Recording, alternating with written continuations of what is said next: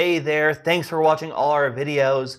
It's now the time that we sit down and listen to you as we take a look through the Meeple Gallery and what comments you found interesting in our videos. Finally, you can stop listening to us and you can listen to us listening to you. It's what all the commenters have always dreamed of. There's a whole bunch of comments to go through. Starting with, we've got some that have to do with a bunch of Kickstarters. We always talk about Kickstarters because it's inevitable every single week. That's 80% of the board game world these days. Luke L., for example, said, I am pretty certain I won't back Mezzo, which is a game that we talked about a little while back in one of our picks, even though I backed Western Legends, and here's why. He says, I really don't like the trend of paying more for stretch goals that at some point will comprise an expansion, also done in Eclipse. Root just flat out gave backers an expansion, much more backer friendly. What do you think about that? We're often critical of Kickstarter practices. What do you think about I have to double check, but I think that's what the first Kickstarter, then they canceled it and made a new one. You know what? Then I won't do this comment. But I think that is something we should talk about because in a related sense to that, we've also seen the trend of here's the Kickstarter, you can get at this, but pay like $50 more for the stretch goals. Yeah. And with some of the big companies, it's like you don't do like Kickstarter exclusives and stuff, even though they're meant to be for like the smaller companies that try to attract people to the Kickstarter, and that's why like giving away the expansion for free or something, that's a good incentive to back it then instead of waiting for it to come out like on Cool Stuff Inc. or Amazon or whatever. So there's certain practices I'm like, I understand that they were regular Kickstarter practices maybe at one point in time, but if you're big enough, you shouldn't be able to get away with it. Yeah, it can be shady, and it can just be a bummer, when that happens. And it's not fun for anybody. Some feedback on the Level 7 Omega Protocol Kickstarter that launched recently. The Zilla says, I own the original Level 7 Escape, and to be honest, it's not very good. It tries to be semi-cooperative, which doesn't quite work. It should just either decide to be a co-op or competitive game. I've played it a couple times and never found a spot in my regular rotation. That's what he said. And along those same lines, Falcon Ash K also said, I own the first edition to Level 7 Omega Protocol and Escape. He says Escape was trash. The rules and gameplay were clunky, and I gave it away to a friend who enjoyed it. Omega Protocol takes it to the next level of fun. Hopefully that's a good thing, not just one level up. So it sounds like people didn't love the first one in the series, which is interesting to hear, but the second one, I guess, hopefully improved on it, because I hear really good things about that one. So I don't know. So some food for thought if you're a Level 7 backer. Love in Paint Creations has a question, amusing about Kickstarter. Kind of also goes back to our weird Kickstarter practices. They ask, do you think Kickstarter games should wait till they've been released to the backers or while it's Kickstarting / after funding? How do you feel about a game being released at retail before backers have gotten their copies? Is that something that bothers you when that happens or not? Because I'm sure it's happened to you. Well, I think that I've seen that happen multiple times with some of the games I have gotten. And I think it depends really on, like, part of the problem also is area. Like, I'm in the United States, so odds are if they do start selling it, I'm either already have it or I'm really close to getting it. I'm rarely, so I have to admit I'm going to be a little bit biased as it not being as bad. We have U.S. privilege. Yes. But at the same time, like for certain companies, once again, I think this goes back to my earlier thing. If they're really small, it's sort of fine because I also know, like, if they're selling it, that means they have it. Right. So at the very least, it means it's there. But if you're a little bit bigger, you're like, okay, come on. Yeah, I also think it's a one thing if you're selling it at a convention versus if it's in Target. No, absolutely. No, I completely agree. Like, convention is sort of like, we want to get some out here because there are people coming there for that. And especially, that's also good because usually they do we'll let you pick it up there too. Yeah, which, nice. of course, that's always great to get. I mean, both of us have done that. Yeah. And it's always just convenient to be able to, like, I'll just grab it there. Yeah, I've been getting all these emails like, we're this close to shipping the games. I'm like, I got it 3 months ago. What are you talking about? That's that convention privilege. All right. Nicole Neuhauser asks, have you guys heard any more about the release of Fury of Dracula 4th Edition? The release date keeps getting moved back. It was supposed to be out in July, but has been moved back several times. Now they're saying it won't be out till November. Why does the date keep changing? I kind of tried to look into this. There's not really much info out there, but presumably it's one of those things. Unfortunately, it's one of the harsh realities of board games where the companies, it's just hard to lock down an exact release date because of the way the manufacturers work and shipping from overseas usually, and then if there's delays on the boats and all this stuff. So yeah, I mean, it's hard. Both of us coming from where we, like video game world, where we more got into our nerdiness there, be like, oh, it's coming out at this date. Rarely does it change. Right. To board games can be iffy. I don't know if this has reflected a Fury Dracula, but one of my Kickstarters, I can't remember which, I think they mentioned there was some issue in China that actually damaged some of their product and stuff. That was like, so maybe that could be an issue there as well. Yeah, you never know. I mean, ask WizKids. Maybe they know who are putting out the new edition. A while ago, we talked about Z-Man getting the rights to Lords of Vegas, the old Mayfair game, and reprinting it. And Jan Kristofsky asks, what's your source on the original Lords of Vegas reprint? The press release on Z-Man's site says nothing about a reprint, just sale of the remaining stock. And I responded to them on YouTube, but I thought I'd reiterate it here. Strictly speaking, that is true. They never actually said they're re-releasing the original, but they did say they have plans to produce the expansion for it brand new that they would be releasing. So in my head, I have to assume that they're not gonna, they wouldn't put out a big press release saying we got the rights to this game if they didn't have plans to actually make it anymore. But I could be wrong. Maybe it was just a, hey, just so you know, we're unloading what's left. But I don't know. I think it's a safe bet that you'll be able to get Lords of Vegas from Z-Man. Yeah, it's a little bit weird for them. I can see them not making an expansion anymore, but really bad idea to just make an expansion for a game and not the base. Yeah, you're kind of condensing your market in a strange way. We put out, if you haven't seen it, a big old list of our top 10 spookiest Halloween board games. Of course, Halloween has come and gone, but some people had their own thoughts and suggestions, including our friend Hoser40K, who says, great list. I'll have to check out Escape from the Aliens in Outer Space. That was our number one. Spoilers.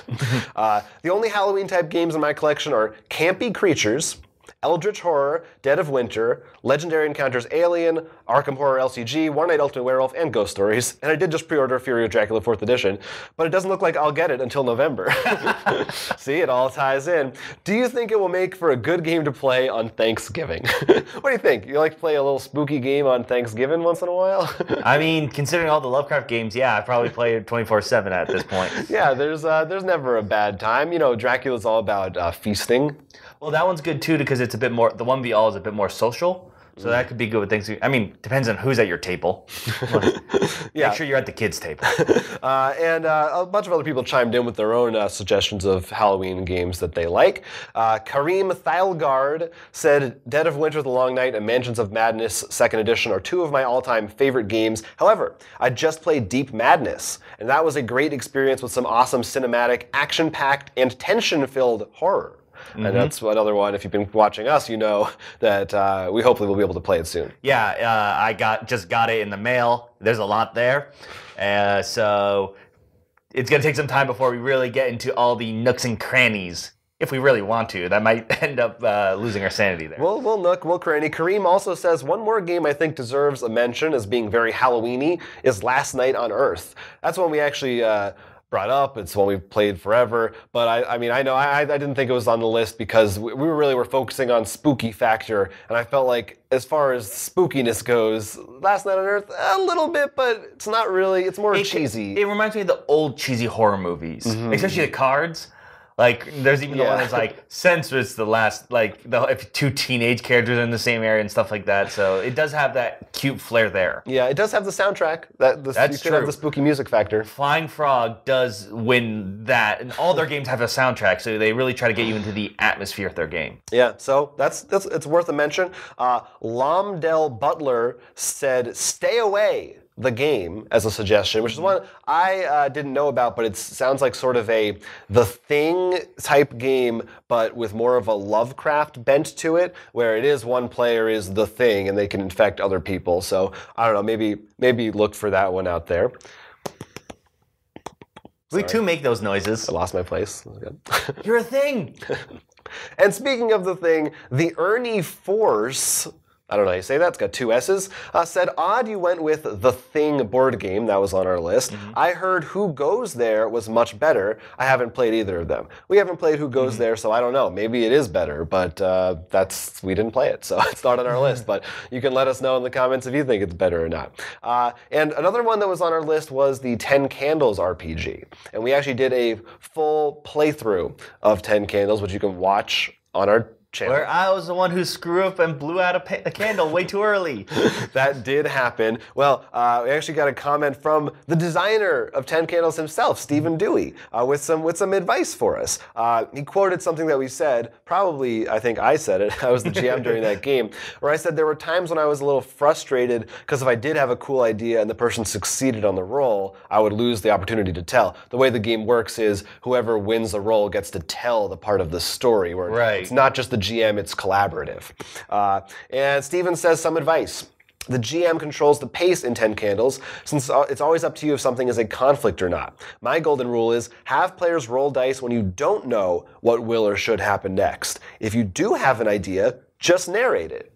So that's a great idea. So yeah, so if you have a good idea, then don't worry about it. If you're stuck, then say roll, and hopefully they take the heat off you. So this way you'd be like, you know what, I want a monster up here. You don't get to check. Yeah, which is, as long as you establish that up front, and so people don't get, mad and say, that should be a thing, let me roll. I think most of them were on board. Yeah, most people would be on board, so thank you for that, appreciate it. We also put out, of course, another big top 10 list just in the last couple weeks, which was our top 10 characters we want in Super Smash Brothers. Now, I'd like to point out before you get to the comments, please. While many people are disappointed that the Grinch rumors are all false, and they said they've released all the characters. None of our characters are proven false. All still viable picks. That's right. They all could still show up. Hey, there's a potted plant. Train's totally reasonable now. There is a potted plant as a character in Smash. And along those lines, Jeffrey Scott commented and said, I forgive you for Train. He forgives us. Even though now you got to deal with Piranha Plant, so that's on you. And mentally substitute William Yorick from Mansions of Madness 2nd Edition. He could smash and bury with his shovel and smash the urn as his super and watch the, that's probably a typo, watch the ghost out? Wash the ghost out? I don't know. But that's, sure, a character from Mansions of Madness. Replacing, we just chose one for the Arkham Files line. Just because we thought, maybe we'll go with that one. But honestly, I'm sure any of them would be great picks. The whole point is that world is just, I think you need a Lovecraftian, and Arkham Files is the one that sort of, I think, is the most obvious pick from that. And it's nice that you include that, though. It sounds like you really want some Shovel Knight there as well. Oh, yeah. Hey, he's a board game character in Exceed. That's true. Here we go. We got some other suggestions for Smash. Daniel Falkenstein said, kudos for making that list. Perfect post-Essen wind-down entertainment. Game of Life stage would be cool. A stage that's like, I don't know, are there cars going around? Do babies pop out? And they just fall down and they could hit you. And then, of course, the spinner just every now and then falls off because it's not attached well and hits people. Yeah, that will definitely happen. Rico Cordova said, I had trouble thinking of characters to fit this list. Characters you listed were pretty good. The only characters I would like to see added to the list would be Olga and Changa from Scythe. Scythe is definitely, I think, maybe the biggest game we didn't mention at all that I think could have a pretty good presence. Certainly as a level, as characters. Yeah, I think honestly it's just that, admittedly, while we enjoy the game of Scythe, it's one that we're not really into the lore yet. We haven't played the new expansion, which is more of a campaign. But I mean, obviously, the fact that minis and stuff come with cool creatures and stuff, you can come up with a really awesome move set with sort of like similar, I guess, to maybe Rosalina, where they can like command the creature to do something while they also fight. Maybe a mech assist trophy. No, that's our final Smash. Oh yeah, either way. So really cool. Excited to hear from people about the Super Smash stuff, and let us know if you have any other thoughts in the comments. Something else we talked about was the new Mice and Mystics movie that DreamWorks is making from the director of Horns, which is, as I put it, Daniel Radcliffe gets horns. And Shane Anigans said, I'm no movie buff, but Horns was a lot better than I expected it to be. Definitely recommend checking it out. So maybe something to watch before seeing Mice and Mystics in 3 or 4 years. And we also mused about who might be the voice actors in Mice and Mystics. Well, Hoser40K says, for Mice and Mystics, my suggestion for a voice actor would be Steve Buscemi, because, well, why not? Hey, I can't argue with that reasoning. I'm with you. I'm with you on that. We also played Nightmare 4 on Halloween. And we got some comments from, I think, maybe Nightmare's biggest fan, who goes by the name of Jarek Velchek on YouTube. And he said, I have Atmosphere, The Harbingers, which is the sort of follow-up to the Nightmare series that came after. So this would be technically 5? Technically, I believe so. So the Mummy won it. I think so. I don't know the exact details, but I think so. Things get weirded when names change. And he says that it will be more funnier, and they did improve on the game. So maybe something. Getting our hopes up. How evil of you. Really is the most sinister thing of all. If you haven't seen our Nightmare 4 playback, watch it instead of playing Nightmare 4. That's what I recommend. Finally, just to toot our own horns, Ryan Lowry said, this comment honestly baffled me, so I had to read it. Ryan Lowry said, I am not a gamer at all, and yet your channel is so much fun. I subscribe and watch regularly. Thanks for all the great content. Keep up the good work. That's amazing, but how do you watch this channel if you don't play board games at all? Well, it's interesting. I don't know. We're not that entertaining. We try. Anyway, it was our Halloween costumes. Yeah, that's right. We're humble folks. So yeah, there's a lot of good content. We had a lot of good stuff over the last month. So happy to hear from people. If you have not just comments on stuff we've done, but just like we had a few just questions about the board game world in general, opinions that you're wondering what we have about different games or things that are popping up. We'd love to hear from you and all that kind of stuff. You can go ahead and leave a comment right down in the comment section below. We read them all. In addition, as we mentioned earlier, we're working on many games, including Deep Madness, to be able to bring our review of that to you, as well as the how to play. But if you have any games you're curious about our opinion on, to see a how to play for, or our review on and stuff like that, leave that down below too. We'll try our best to get a copy, because sometimes you'll ask for something that's very hard to find.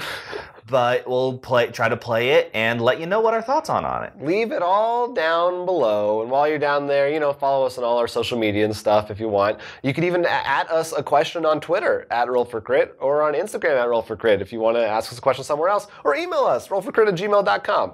Any way you want to, we'll be there for you. Hey, have a good rest of the month. Stay tuned to our channel for more fun stuff and a lot of reviews of some big games coming soon.